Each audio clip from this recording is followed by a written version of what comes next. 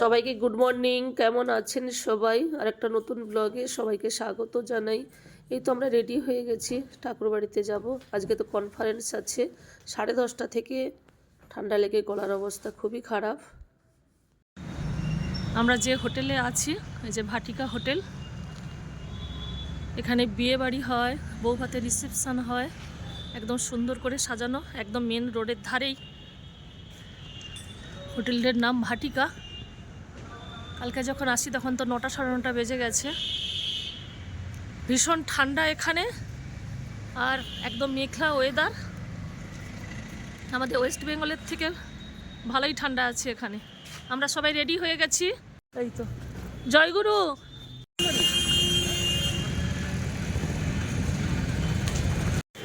এই তো আমরা টোটোতে উঠে পড়েছি, এখন ঠাকুর বাড়ি যাচ্ছি।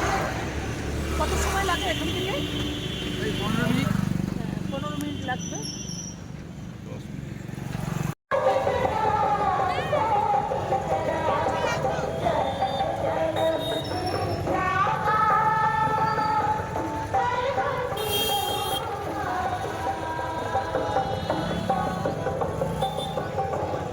ঠাকুর প্রণাম করে এখন আচার্য ভবনের দিকে যাচ্ছি। ওখানে তো আজকে কনফারেন্স আছে 10:30 থেকে।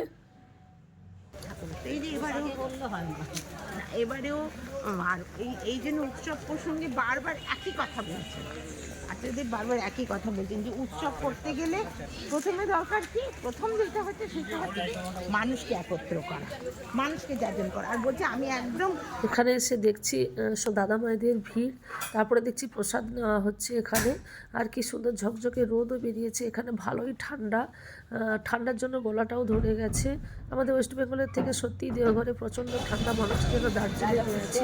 এই সুন্দর দাদা মায়েরা সবাই লাইন দিয়েছে প্রসাদ নেওয়ার জন্য।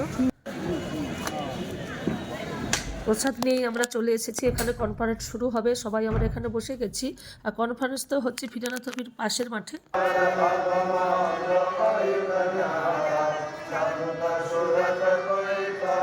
একটা বিরাট বড় খেলা। আমি এমন একটা বাহাদুরি নিয়ে চলি, এমন একটা লোক দেখিয়ে রাখি যে তোমাকে আমি এবার এই করে দেবো, তোমাকে আমি এই করে দেবো, আমার হাতে যেন সব ক্ষমতা আছে, এমন একটা করে রাখি যে লোক সেই লোভেও আমার পিছন পিছন যাতে ঘোরে। এটা কি ছলনা, কপটতা নয়?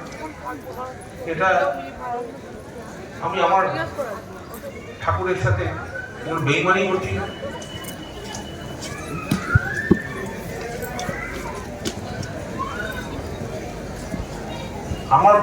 আমি যে কাজে যুক্ত হচ্ছি সেই কাজের সাথে বেইমানি করছি। আমি কে? কাজ কার? কর্মী কার? সেবক কার?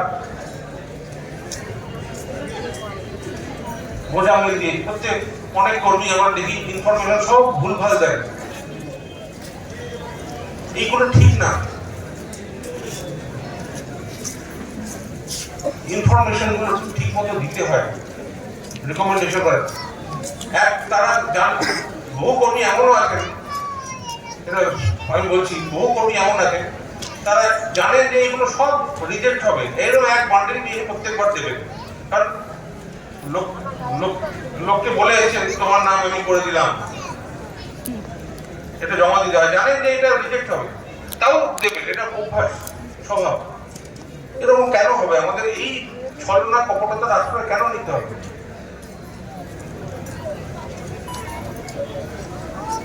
ঠাকুরের কর্মী, ঠাকুরের সেবা করবে, যে গুণ থাকা দরকার, যেইভাবে কর্মী হওয়া দরকার সেইভাবে কেন হবে না?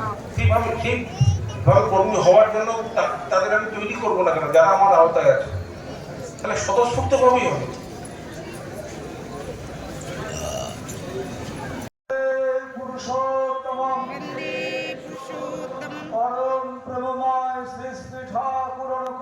चंद्रजी की जय। परम ब्रह्माय श्री श्री ठाकुर अनुकूल चंद्रजी की जय। परम ब्रह्माय श्री श्री ठाकुर अनुकूल चंद्रजी की जय। परमराधा जगत जननी श्री श्री वर्मा की जय। परमराधा जगत जननी श्री श्री वर्मा की जय। परमराधा जगत जननी श्री श्री वर्मा की जय। পরম পূজ্যপাদ শ্রী শ্রী বরদা কি জয় পরম পূজ্যপাদ শ্রী শ্রী বরদা কি জয় পরম পূজ্যপাদ শ্রী শ্রী বরদা কি জয় পরম পূজ্যপাদ শ্রী শ্রী আচার্য দেব কি জয় পরম পূজ্যপাদ শ্রী শ্রী আচার্য দেব কি জয় পরম পূজ্যপাদ শ্রী শ্রী আচার্য দেব কি জয় সৎ সঙ্গ কি জয় সৎ সঙ্গ কি জয় সৎ সঙ্গ কি জয় বন্দে পুরুষোত্তম বন্দে পুরুষোত্তম বন্দে আর্য পিতৃ বন্দে আর্য পিতৃ বন্দে মাতৃবর্গান বন্দে মাতৃবর্গান বন্দে হম কৃষ্টি দৈবতা বন্দে হম কৃষ্টি দৈবতা বন্দে পুরুষোত্তম বন্দে পুরুষোত্তম বন্দে পুরুষোত্তম বন্দে পুরুষোত্তম প্রভুময় শ্রী শ্রী ঠাকুর অনুকূল চন্দ্রজি কি জয় জয় গুরু। আমরা এখন আনন্দবাজারে যাচ্ছি প্রসাদ নেওয়ার জন্য।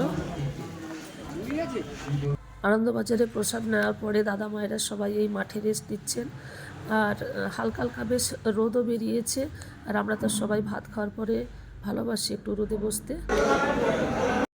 আমাদের এই আনন্দবাজার ভবনটি 8 তলা, আমরা 3 তলাতে খেতে এসেছি, আর দোতলাতে প্রচণ্ড ভিড়। এখানে এখনও শুরু হয়নি, সবাই আসতে শুরু করেছি কিন্তু এখনও খাওয়ার দাওয়া শুরু হয়নি। আর কি সুন্দর বসার জায়গা, আর এক একটা ফোরে নাকি 5000 করে লোক খাওয়ানো হয়।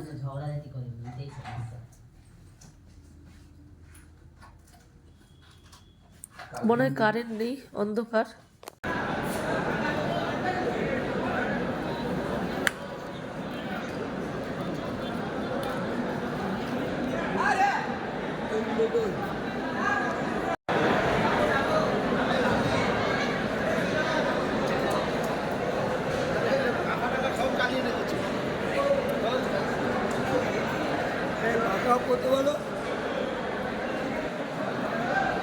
আমরা সন্ধ্যার প্রার্থনায় এসেছি, জাস্ট প্রার্থনার পরে দৃশ্যটা দেখাচ্ছি।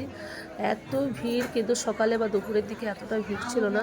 শুনলাম নাকি আসামের ট্রেন লেট ছিল 4 ঘন্টা, এই জন্য আসামের দাদা মায়েরা প্রচুর এসেছেন এই কনফারেন্সে।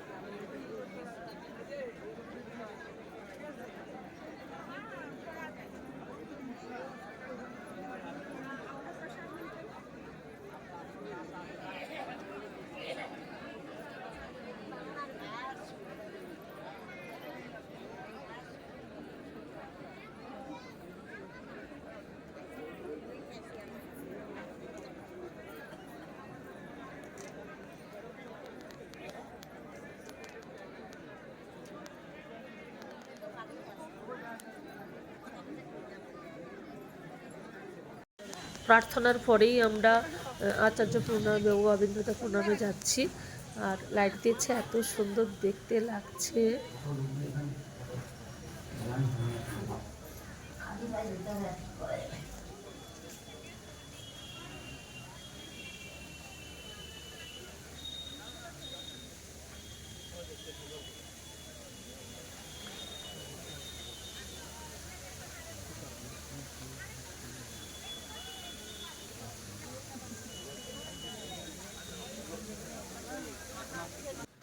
এই বিল্ডিংটি ঠাকুরের স্নান ঘর।